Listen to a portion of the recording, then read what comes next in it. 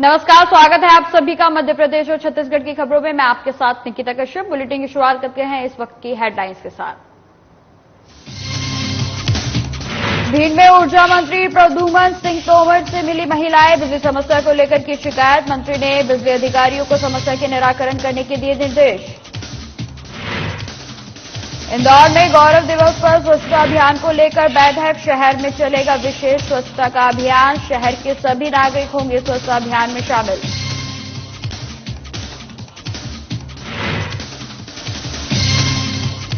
उज्जैन में कांग्रेस की कार्यकारिणी की सूची जारी। 260 नेताओं को मिली जगह। शहर कांग्रेस कमेटी के अध्यक्ष रवि भदौरिया ने की घोषणा। सीहोर में सामूहिक विवाह सम्मेलन का आयोजन। सम्मेलन में 70 जोड़ों का विवाह संपन्न। स्थानीय जनप्रतिनिधियों ने नव दंपतियों को दिया आशीर्वाद। और सागर में हादसे का शिकार हुआ मालवाहक, क्षमता से अधिक लोग थे सवार। सड़क हादसे में 2 की मौत, 7 गंभीर रूप से घायल।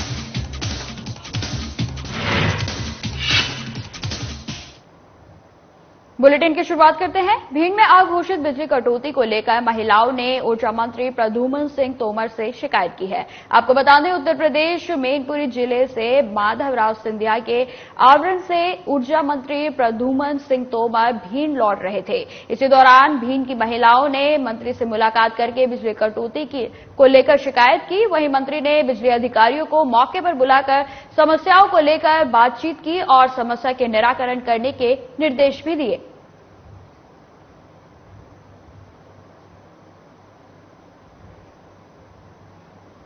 छत्तीसगढ़ की राजनीति में रविंद्र चौबे का नाम किसी परिचय का मोहताज नहीं है। कृषि मंत्री रविंद्र चौबे छत्तीसगढ़ की राजनीति में ध्रुव तारे के रूप में आज तक अपनी वजूद बरकरार रखे हुए हैं, जिसने गांव के पंच से अपनी राजनीति की शुरुआत कर आज अनेकों शीर्ष पदों को सुशोभित किया है। वहीं आपको बता दें, रविंद्र चौबे का परिवार साजा विधानसभा में आजादी के बाद से जनसेवा में समर्पित करते आ रहे हैं। जहां रविंद्र चौबे के पिता स्वर्गीय पंडित देवी प्रसाद चौबे ने आजादी के बाद से क्षेत्र के विधायक के रूप में प्रतिनिधित्व किया था और उसके बाद वहीं उनके मृत्यु के बाद क्षेत्र की जनता ने रविंद्र चौबे की माता स्वर्गीय कुमारी देवी चौबे को सत्ता की बागडोर सौंपी। वहीं आपातकाल में बड़े भाई प्रदीप चौबे विधायक के रूप में साजा की सेवा की। वहीं रविंद्र चौबे भी अपने दम पर इतना बड़ा मुकाम हासिल किया कि आज उनका गांव के पंच से लेकर मंत्री तक का सियासी सफर जारी है। आज कृषि मंत्री रविंद्र चौबे का जन्मदिन है और पूरा शहर मंत्री के जन्मदिन का जश्न मना रहा है। इससे ये साफ जाहिर हो रहा है कि चौबे आने वाले विधानसभा चुनाव में प्रचंड बहुमत विजयी होंगे।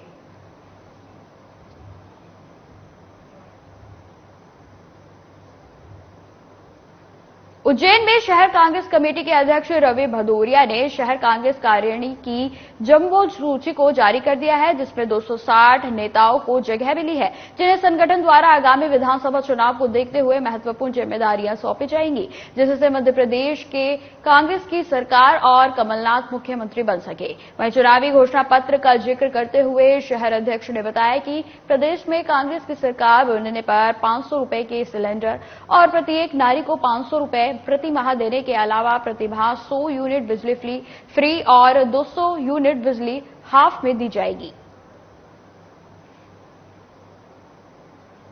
शहर जिला कांग्रेस कमेटी की नवीन कार्यकारिणी और उज्जैन उत्तर के ब्लॉक कांग्रेस के अध्यक्षों की आज यहां पर सूची जारी की गई है। उसी संबंध में यह प्रेस कॉन्फ्रेंस आयोजित की गई। हमने शहर जिला कांग्रेस कमेटी में उपाध्यक्ष, महामंत्री, सचिव, सह सचिव और विशेष आमंत्रित सदस्यों की नियुक्ति की है। आने वाले 2023 के चुनाव को देखते हुए संगठन को मजबूती प्रदान करने के लिए इस कार्यकारिणी की नवीन कार्यकारिणी की घोषणा की गई है। चूंकि मैं अध्यक्ष बना उसके बाद ये कार्यकारिणी की नवीन कार्यकारिणी की घोषणा हुई है कि जितने भी हमारे यहाँ पे पदाधिकारी बने हैं, आने वाले समय में उपाध्यक्ष, महामंत्री जो बने हैं, इसमें से ही बोर्ड के प्रभारी, 4-4 वार्डों के प्रभारी बनाए जाएंगे।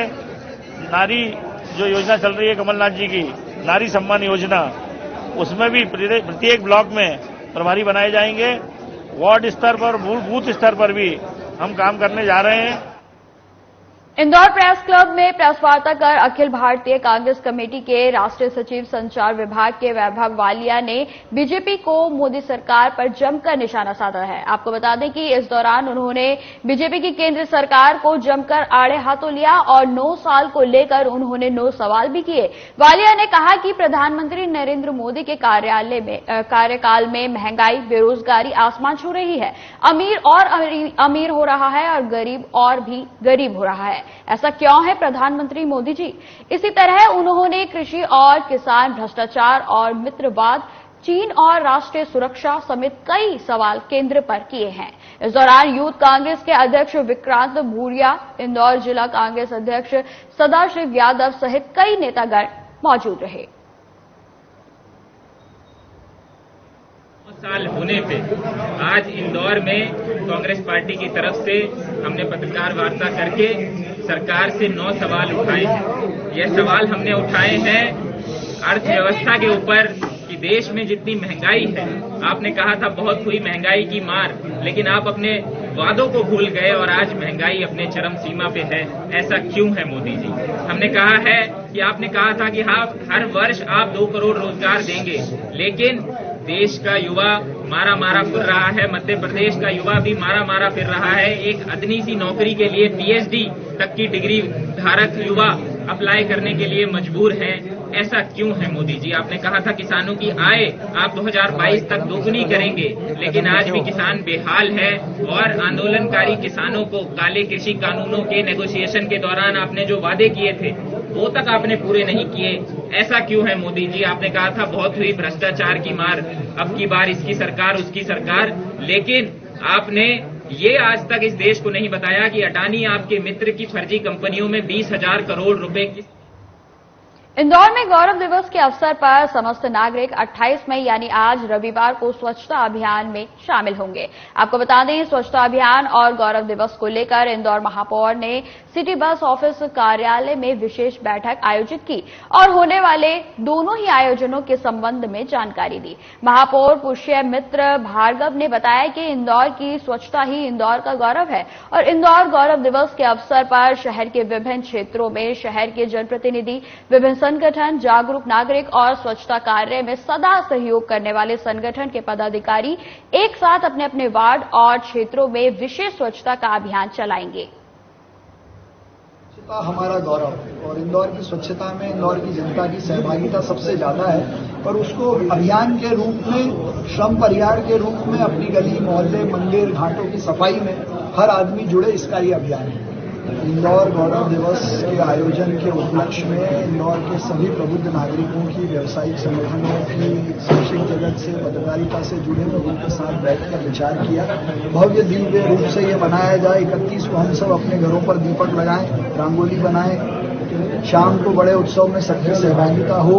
बड़े स्तर पर 29 तारीख को जो होने वाला ब्लड डोनेशन है उसमें बड़े डोनेशन के कार्यक्रम आयोजित किए जाएं। साथ ही कल होने वाला स्वच्छता का महाअभियान इंदौर के लिए नए कीर्तिमान स्थापित करें। उस दृष्टि से सभी वर्गों के, सभी क्षेत्रों के लोगों के साथ बात की और सब लोग बड़े उत्साहित हैं और सबने कहा है कि इस बार का गौरव उत्सव भव्य और दिव्य होगा।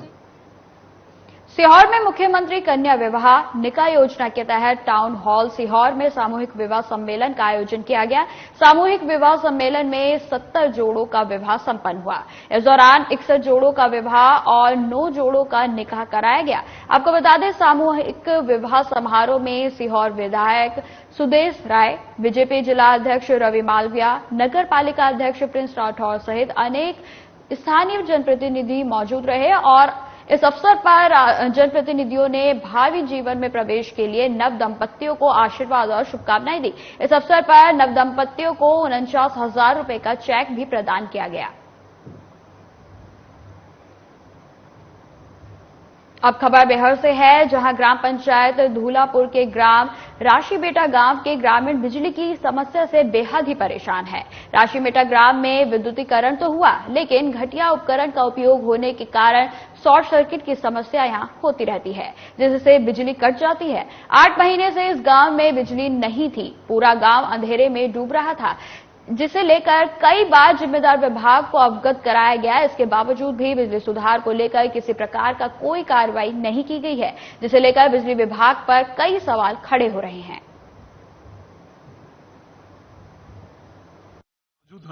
दुल्हापुर ग्राम पंचायत के राशिबेका ग्राम में यहाँ पर विगत कई वर्षों से विद्युत की समस्या यहाँ पर बनी हुई है। यहाँ पर विद्युतीकरण तो हुआ है, लेकिन घटिया उपकरण के कारण यहाँ पर विद्युतीकरण कई महीनों से बंद पड़ा हुआ है। यहाँ पर आज भी यहाँ पर वोल्टेज कम है।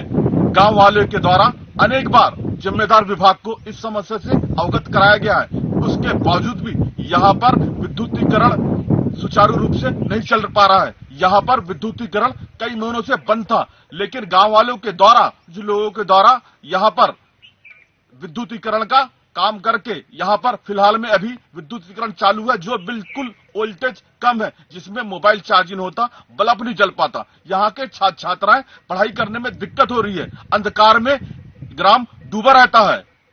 साधना प्लस न्यूज चैनल से कैमरामैन अजय के साथ देवदत्त धानेसर, बैहर। बुलेटिन में लगातार खबरें जारी रहेंगी। फिलहाल रुकते हैं छोटे से ब्रेक के लिए।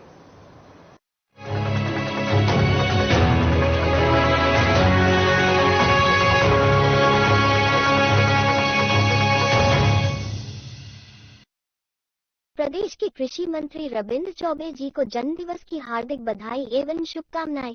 शुभेच्छुक लोक निर्माण विभाग साजा। प्रदेश के कृषि मंत्री रविंद्र चौबे जी को जन्मदिवस की हार्दिक बधाई एवं शुभकामनाएं। शुभेच्छुक कृषि विभाग साजा। प्रदेश के कृषि मंत्री रविंद्र चौबे जी को जन्मदिवस की हार्दिक बधाई एवं शुभकामनाएं। शुभेच्छुक मुख्य नगर पालिका अधिकारी नगर पंचायत परपुरी। प्रदेश के कृषि मंत्री रविंद्र चौबे जी को जन्मदिवस की हार्दिक बधाई एवं शुभकामनाएं। शुभेच्छुक बीरेंद्र सिन्हा महासचिव जिला युवा कांग्रेस थान खम्हरिया बेमित्रा। प्रदेश के कृषि मंत्री रविंद्र चौबे जी को जन्मदिवस की हार्दिक बधाई एवं शुभकामनाएं। शुभेच्छुक राजपूत अर्थ मूवर्स देवकर। प्रदेश के कृषि मंत्री रविंद्र चौबे जी को जन्मदिवस की हार्दिक बधाई एवं शुभकामनाएं। शुभेच्छुक ग्रामीण यांत्रिकी विभाग साजा। प्रदेश के कृषि मंत्री रविंद्र चौबे जी को जन्मदिवस की हार्दिक बधाई एवं शुभकामनाएं। शुभेच्छुक प्रनीश चौबे, सुमित चौबे, अखिलेश तिवारी। प्रदेश के कृषि मंत्री रविंद्र चौबे जी को जन्मदिवस की हार्दिक बधाई एवं शुभकामनाएं। शुभेच्छुक विनोद कुंजाम, विधायक प्रतिनिधि नगर पंचायत देवकर। प्रदेश के कृषि मंत्री रविंद्र चौबे जी को जन्मदिवस की हार्दिक बधाई एवं शुभकामनाएं। शुभेच्छुक सेवा सहकारी मर्यादित साझा पंजीयन क्रमांक 1, 2, 4, 6। प्रदेश के कृषि मंत्री रविंद्र चौबे जी को जन्मदिवस की हार्दिक बधाई एवं शुभकामनाएं। शुभेच्छुक बिंदल कंस्ट्रक्शन थान खम्हरिया बेमित्रा। प्रदेश के कृषि मंत्री रविंद्र चौबे जी को जन्मदिवस की हार्दिक बधाई एवं शुभकामनाएं। शुभेच्छुक अरुण एग्रीकल्चर पुलगांव दुर्ग। प्रदेश के कृषि मंत्री रविंद्र चौबे जी को जन्मदिवस की हार्दिक बधाई एवं शुभकामनाएं। शुभेच्छुक विजय चौबे, अतुल शर्मा, नगर पंचायत देवकर। प्रदेश के कृषि मंत्री रविंद्र चौबे जी को जन्मदिवस की हार्दिक बधाई एवं शुभकामनाएं। शुभेच्छुक विजय चौबे, अतुल शर्मा, नगर पंचायत देवकर।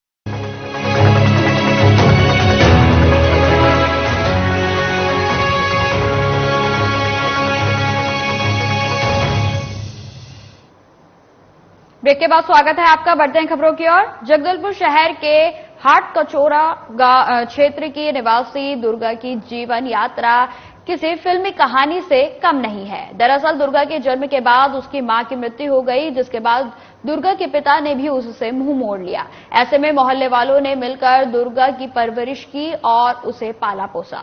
वहीं मोहल्ले की 2 महिला शांति बाला और सपना मंडल ने दुर्गा के हाथ पीले करवाने का प्रण लिया था और दोनों महिलाओं ने अपना प्रण पूरा करते हुए 26 मई को दुर्गा का विवाह ईश्वर नामक लड़के से करवाकर दुर्गा को गृहस्थ जीवन में प्रवेश करवाया।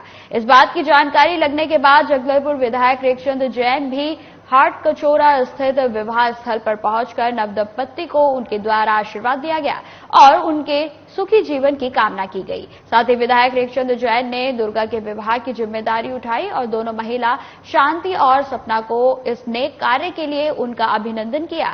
साथ ही दुर्गा की शादी से पूरे मोहल्ले में खुशी की लहर है।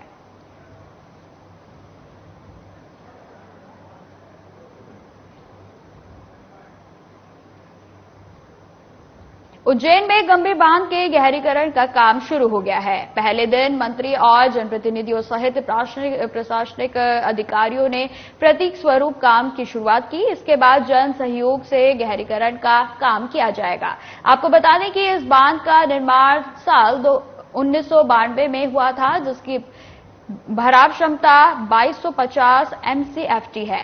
बता दें कि बांध बनने के बाद से ही आज तक गहरीकरण का काम नहीं हुआ है, जबकि इतने सालों में बांध में जगह जगह मिट्टी के टीले और गाद जमा हो चुकी है, जिसके चलते गंभीर बांध अपनी पूरी क्षमता के अनुसार नहीं भरता है। लिहाजा हर वर्ष एक दिन छोड़कर एक दिन जल प्रदाय करने की भी स्थिति बनती है। इसी को देखते हुए नगर निगम द्वारा अन्य विभागों और समाजसेवी संस्थाओं के सहयोग से गंभीर बांध के गहरीकरण का काम किया जा रहा है।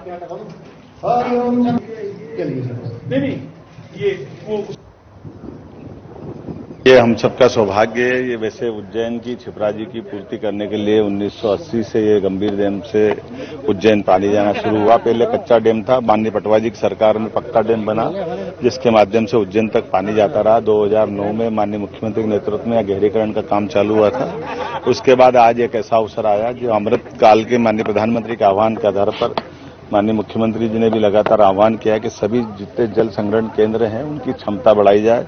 आज हमारा अपने इस उज्जैन में आपस में तालमेल करते हुए सरकारी स्तर पर, नगर निगम के स्तर पर, पीएचई और सभी लोगों को जोड़ करके जन सहयोग से यहाँ गहरीकरण का काम का शुरुआत हुई। इस अवसर पर यशस्वी हमारे अपने माननीय विधायक पारस जैन जी, महापौर माननीय मुकेश अग्रवाल जी, प्राधिकरण अध्यक्ष जी, हमारे अपने ओम जैन जी, कलेक्टर उज्जैन और सभी अधिकारियों के साथ हमने आज शुरुआत की है। उम्मीद कर रहे बिलकेश्वर डैम का ये जो जल संग्रहण केंद्र है इसका ज्यादा उपयोग कर पाएंगे। ये वर्ष 2009 में माननीय मुख्यमंत्री शिवराज सिंह चौहान जी के नेतृत्व में हमारे गंभीर का गहरीकरण का काम प्रारंभ हुआ था। तो उस समय जब प्रारंभ हुआ तो उसके 1-2 दिन बाद ही बारिश आ गई थी।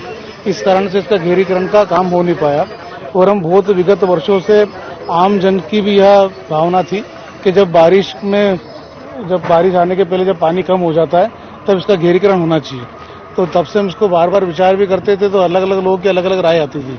किसी का कहना होता था कि अगर इसको अपन गहरीकरण करेंगे तो पानी अंदर चले जाएगा। तो लेकिन अभी हमने पूरी टेक्निकल लोगों की राय लेकर के सारे लोगों से चर्चा करने के बाद हमने ये तय किया है। कुछ स्थान हमने चिन्हित किए हैं जहाँ पर ये टीले बने, उन टीलों को हम यहाँ से हटाने वाले हैं। तो इसके कारण से इसमें पानी की क्षमता बढ़ेगी और पानी का संग्रहण अधिक होगा। इंदौर के तुकोगंज थाना क्षेत्र में होटल से खाना खाकर लौट रहे एक हिंदू युवक और युवती के साथ कुछ मुस्लिम युवकों ने मारपीट की थी। साथ ही कुछ युवकों ने चाकू से भी हिंदू युवक के साथियों पर हमला कर दिया था, जिसके बाद पुलिस ने मुख्यमंत्री के निर्देशन के पालन में कार्रवाई करते हुए 7 आरोपियों को गिरफ्तार किया है। आपको बता दें कि मुख्यमंत्री शिवराज सिंह चौहान के द्वारा इस पूरी घटना को संज्ञान में लेकर सख्त कार्रवाई करने के निर्देश इंदौर पुलिस को दिए गए थे, जिसके बाद 12 घंटों के भीतर ही 7 नामजद आरोपियों को तुकोगंज पुलिस ने गिरफ्तार कर लिया है।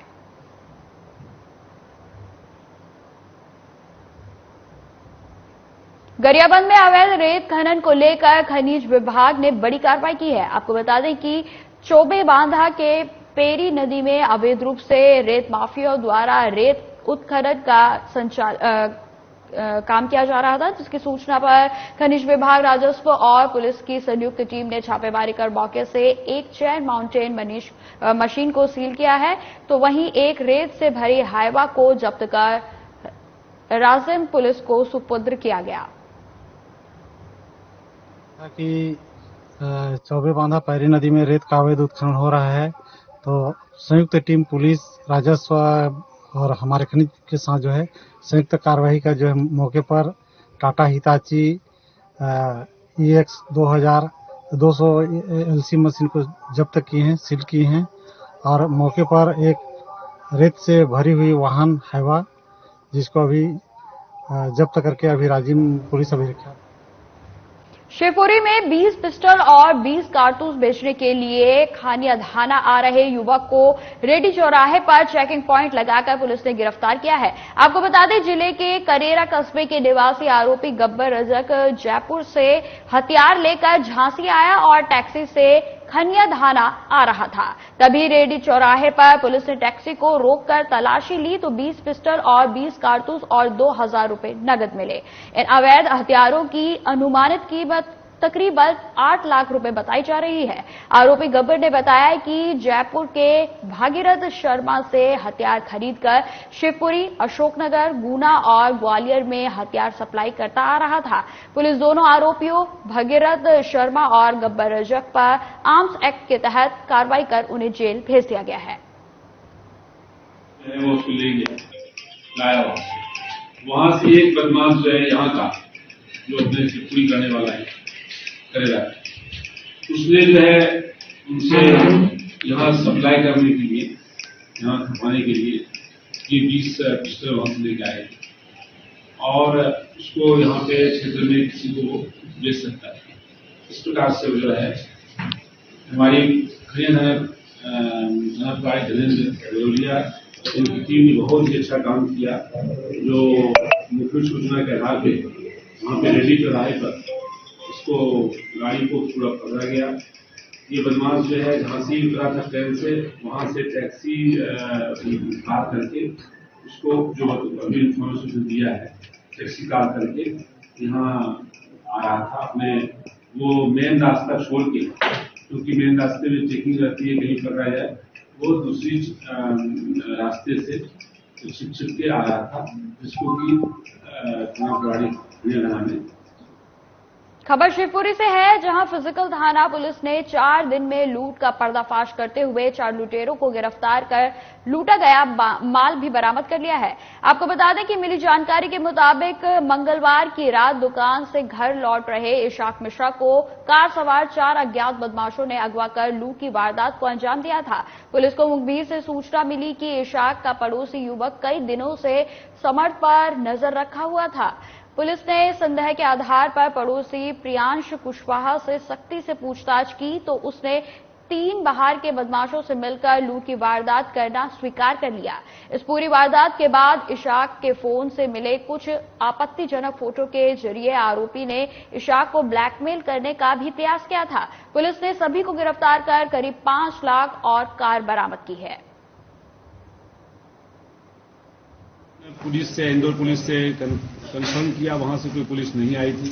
उसके हम लोग शक गया कि कोई बदमाश गैंग हो सकता है और इसके आधार पे जांच जब की गई इसकी, तो ये पाया गया कि इसके जो है 6 बदमाश, इसमें कि 4 बदमाश हैं जो अभी पकड़े गए हैं। ये बदमाश भी जो है अपराध के बाद काफी दूर भाग गए थे, चित्रकूट चले गए थे, जहां पे पुलिस जाके वहां से पकड़ के लाई है इनको। और इनके पास से जो आईफोन था इनका ईशान का, जो फरियादी इसमें है ईशान का, जिसको उठा ले गया था, उसका आईफोन है, सैमसंग की मोबाइल भी है और एक सोने के चैन है, वो लगभग 50 ग्राम का, वो वहां से रिकवर किया गया। और बाकी जो है 2 आरोपी जो है वो और हैं, इसको हम लोग। अब खबर सागर से है, जहां खुरई नरेन नदी के पास एक भीषण सड़क हादसा हो गया, जिसमें एक महिला की मौके पर ही मौत हो गई, तो वहीं 7 लोग गंभीर रूप से घायल बताए जा रहे हैं, जिन्हें इलाज के लिए 108 एम्बुलेंस की मदद से सिविल अस्पताल खुरई में भर्ती कराया गया।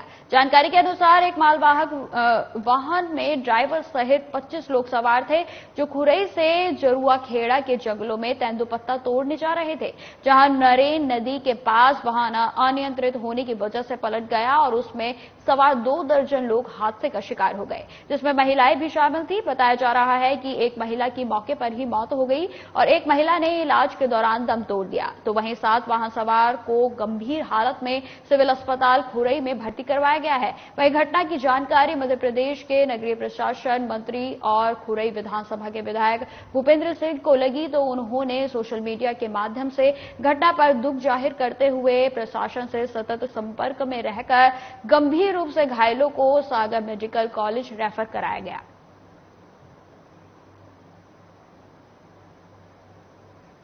धार जिले के बदनावर की तहसील मुख्यालय की रहने वाली सांस्कृतिक सोमानी ने यूपीएससी की परीक्षा पास कर शहर समेत पूरे प्रदेश का मान बढ़ाया है। पास होने के बाद बदनावर क्षेत्र में खुशी का माहौल देखने को मिल रहा है। आपको बता दें कि संस्कृति सोमानी धार जिले बीजेपी अध्यक्ष मनोज सोमानी की बेटी हैं। संस्कृति ने अपनी यूपीएससी की तैयारी दिल्ली में रहकर की और इस तरह कड़ी मेहनत का यूपीएससी में सफलता पाई। मैं सबसे पहले अपनी माताजी किरण जी सोमानी को धन्यवाद देना चाहूंगी और मेरे पिताजी मनोज जी सोमानी, इन दोनों का तप, इन दोनों के जो भी कार्य रहे, इन्होंने जिस तरह से मेरे को सपोर्ट किया पूरे टाइम, वो सबसे बड़ा श्रेय। उसके अलावा मेरा पूरा परिवार हमेशा मेरी ढाल बना हुआ रहा है। बार बार उसको रिवाइज करके, एक बार में कोई भी चीज याद तो नहीं हो पाती है, पहली बार में हर चीज में दुगना टाइम लगता है, तो दूसरा तीसरा चौथे बार होते होते होते बहुत आसान हो जाता है। तो रिविजन बहुत ही इंपॉर्टेंट था। उसके अलावा पेपर सॉल्व करने का तरीका कि हम संयम बनाए रखे हैं पूरे 2 घंटे। अच्छा, कितने घंटे पढ़ लेती होंगे आप? एग्जाम से अगर 4-5 महीने पहले की बात करें तो 6-7 घंटे, और साथ में रोज एक न्यूज़पेपर पढ़ती थी। फिर एग्जाम जब करीब होती थी तो 8 घंटे और फिर न्यूज़पेपर भी पढ़ती थी साथ में। और भी कई काम करती थी आप वहाँ पर? ये सब पढ़ाई आपने कहाँ की? मैंने दिल्ली में रह के करी। फिलहाल इस बुलेटिन में इतना ही। खबरों की और भी जानकारी के लिए बने रहे हमारे साथ। नमस्कार।